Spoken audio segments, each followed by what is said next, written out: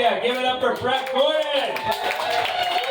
Okay, guys, keep that energy going. We got another buddy coming from this stage. He tours all over the South. Give it up for Matt Harris. Matt Harris.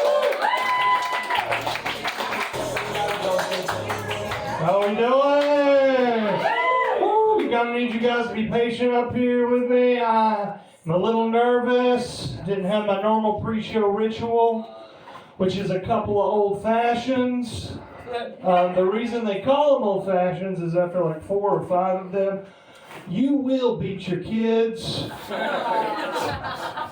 Parenting the old-fashioned way, spanking the shit out of them. Parents who spank their kids always say the same thing. They always say, I got spanked when I was a kid and I turned out just fine. Like, yeah, I got spanked when I was a kid too, and I am really fucked up. Of course, I'm not saying don't spank your kids. They're your kids. Kill them. I don't give a shit. I'm saying if you do spank your kids, they could turn into a 32-year-old comedian who can't get an erection without a paddle to the ass. Then where will you be? I think you could probably tell from my voice. I am from Soho. Now I'm from Tennessee. Just got off the plane a couple of days ago. It's been a pretty interesting experience for me being the fattest guy in a city. Like home, I'm considered like a little chubby, but here you guys look at me like I'm Godzilla. Before I came up here, I saw a TikTok said, you never hear a crackhead say they don't have money for crack. They go out and get that. Do that to your dreams. So before I made my big comedy trip up here to New York City, I did steal all my grandma's jewelry.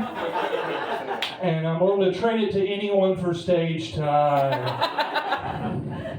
Paid for my plane ticket by stripping copper wire. What do you mean crackhead doesn't ever say he doesn't have money for crack? Have you talked to one of those motherfuckers? It's always a story, but the final line is always, I want crack and I need money for it. A little bit about me. I come from a really big family. Got 21 first cousins on my dad's side. And every single one of them is way more successful than me. They're doctors, lawyers, engineers, and I do this. Right? It's interesting though because they're all so successful, but none of them think white privilege is real.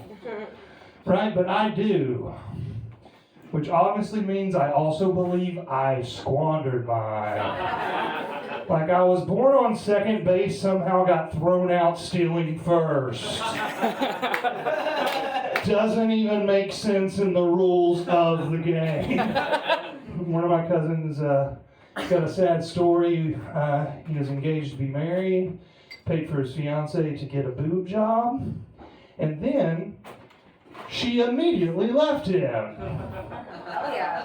So quickly, it was from the comfort of her hospital bed. Right? But it's okay. His new girlfriend has already had a boob job, right? So it's like he was part of some sort of like, give a titty, take a titty program. Went to the doctor recently because my nuts felt weird. Yeah, I hadn't been to the doctor in a long time. It was scary. I walked in there, they're like, wow, Mr. Harris, it's been a really long time since we've seen you. This is a pediatrician's office. We're gonna need you to put down the Legos and get the fuck out of here. So I went to a grown-up doctor. First question they asked me was, Matt, do you have diabetes? I said, I haven't been to the doctor since I was 17 years old.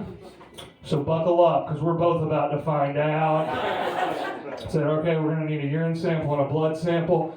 I said, well, you're in luck. Because there is blood in my pee. Knock both those out right here, right now. Kill 2 birds with 1 kidney stone. Come to think about it, I'm pretty sure there's a little pee in my blood as well. Mostly it's beer in there, but I think there's some pee in there. Before I went to the doctor, I used to say I wasn't fat, I was just big boned. And then she was like, oh yeah, one more thing before you go. You have shockingly small bones. Medically, I'm not really sure how you're walking upright right now. Do you have family history of bird fucking? Because I think your grandma fucked a bird. Thank you guys, I am Matt. Guys, keep it going for Matt Harris. Hell yeah. Guys, you are